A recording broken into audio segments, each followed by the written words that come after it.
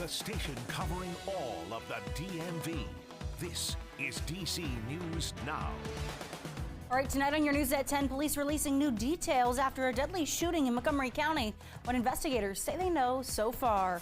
Plus, more details emerging against former President Donald Trump and his handling of classified documents. What's buried in the 49-page indictment? And from D.C. all across the DMV, we're looking at how thousands of people are celebrating Pride Month this weekend. Scott.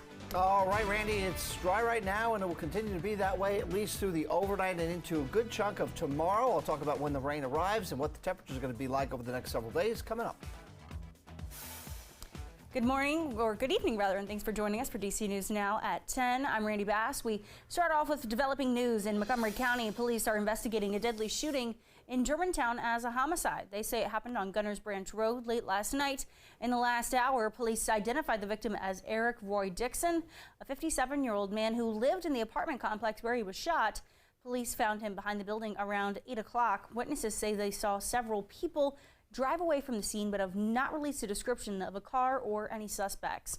And Prince George's County Police are investigating a deadly stabbing in Suitland. Police got the call around 8:30 this morning.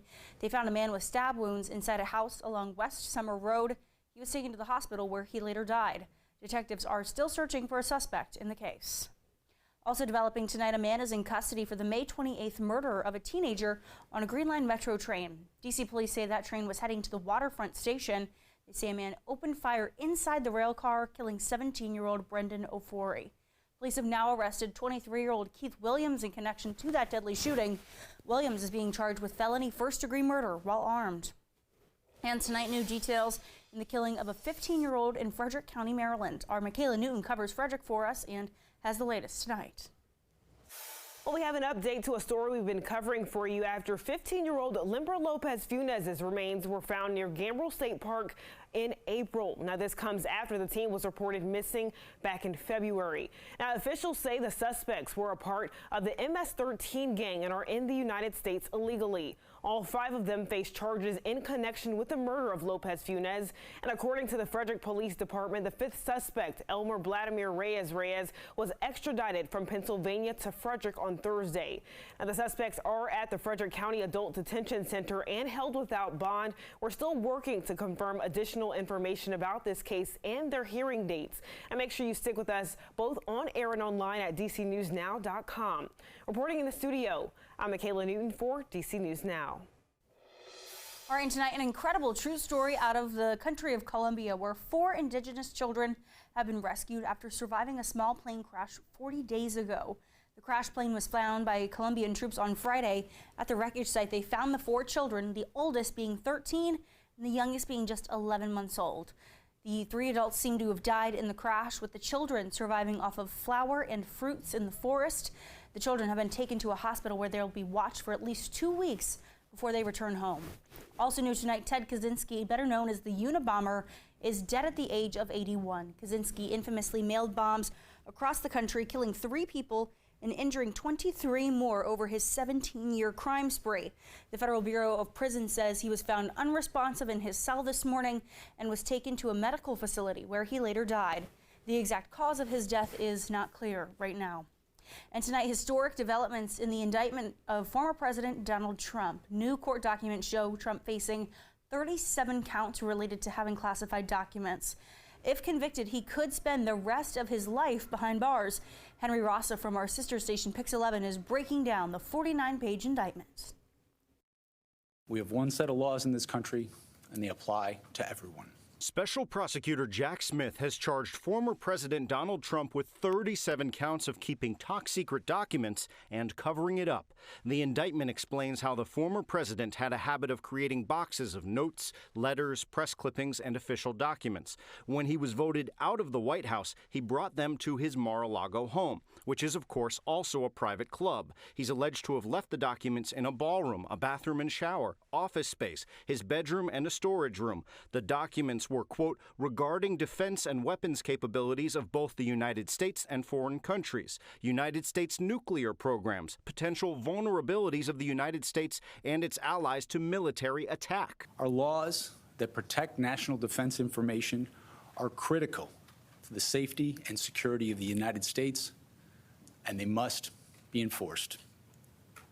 Violations of those laws put our country at risk. Former President Trump has maintained he did nothing wrong. I'm an innocent man. He has at times claimed he had every right to the documents and declassified some while president. But the indictment paints a different picture, including a private recorded conversation where Mr. Trump was showing them to a writer and a publisher. During that conversation, he seemed to acknowledge that was not the case. The former president said, quote, "It is like highly confidential, secret. This is secret information. Look at this." Then he admits, "See, as president, I could have declassified it. Now I can't, but it is still a secret."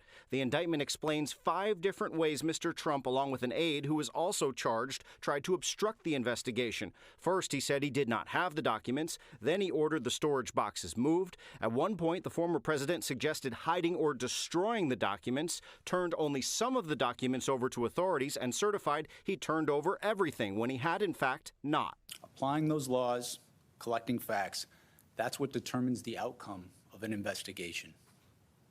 Nothing more and nothing less. That was Henry Rossoff reporting today. Former President Trump making his first public appearance since that indictment came out. Trump took to the stage in Georgia earlier today to rally supporters ahead of the 2024 election. He used the platform to call the charges against him a witch hunt and claimed that he was fighting against the radical left and biased news media. Right now, Trump is the projected frontrunner for the GOP primary election. Other top candidates include Florida Governor Ron DeSantis and former South Carolina Governor Nikki Haley. And tonight, the streets of downtown D.C. are much quieter after tens of thousands of people poured out into the streets for the annual Capitol Pride Parade.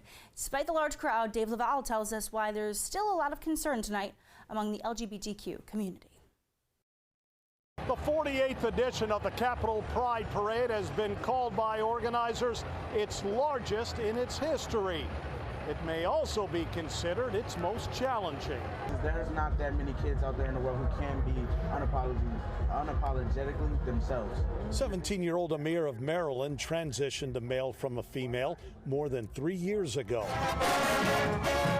Amir is among the thousands of participants who display that pride in D.C.'s annual Capitol Pride Parade. As a young student, as a young athlete, that means a lot to everyone around me who is able to be themselves and be out here and, is celebrating who they are and celebrating each other and loving on each other. This year's parade comes at a politically charged time for the LGBTQ community. The Human Rights Campaign has issued its first national state of emergency due to the more than 70 bills passed this session in various state legislatures. That, according to the campaign, is an all-time high. Many of the measures target transgender people. That must change, says arguably the nation's most notable person in the transgender movement, Assistant Secretary for Health, Admiral Rachel Levine. Fight against these regressive state laws that are being passed, which damage and attack our vulnerable community. The Human Rights Campaign estimates more than 500 bills have been introduced in state legislatures this year that target the LGBTQ community. That's more than quadruple the number from 2015. Dave Laval, DC News Now. All right, Dave, thank you. On the ground for us there in DuPont Circle, the Human Rights Campaign praised Michigan and Minnesota for expanding LGBTQ rights over the last year, while Florida, Tennessee, and Texas are listed as the most hostile states. Scott?